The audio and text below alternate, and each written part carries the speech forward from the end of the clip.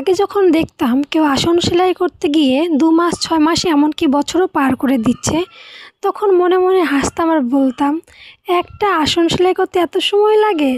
সে মনে হয় নিশ্চয়ই অলস, নইলে এত সময় তো লাগার কথা না। কিন্তু এখন যখন আমি নিজে ছোট ছোট আসন সেলাই করি, এখন বুঝি কেন তাদের এত সময় লাগতো। আসন সেলাই করা আসলে একটি ধৈর্যের পরীক্ষা। যার ধৈর্যতে কুলাতে পারে সেই অবশেষে পাস করতে পারে।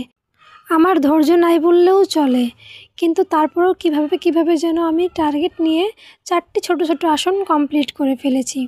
এবার আমি বুঝেছি আসলে এই আসন সেলাই করাটা কতটা কষ্টের। একটানা বসে থাকতে গেলে ঘাড় ব্যথা হয়ে যায়, কোমর ব্যথা হয়ে যায়, আর সুইয়ের খোঁচা তো আছেই।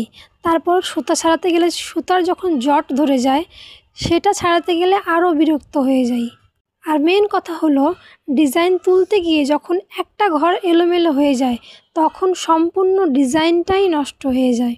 কিন্তু এত পরিশ্রম করার পরেও যখন দেখি না আমার জিনিসটা তুলনামূলক সুন্দর হয়েছে, সবাই দেখে প্রশংসা করছে, তখন মনে হয় কষ্টটা সার্থক হয়েছে।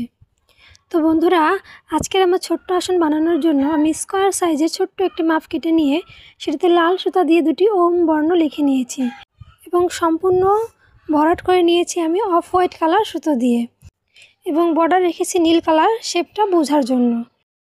তারপর আমার কাছে কিছু টুকরো কাপড় ছিল, সেখান থেকে আমি পেস্ট কালার কাপড়টা দিয়ে চারপাশে আমি সেলাই করে নিয়েছি।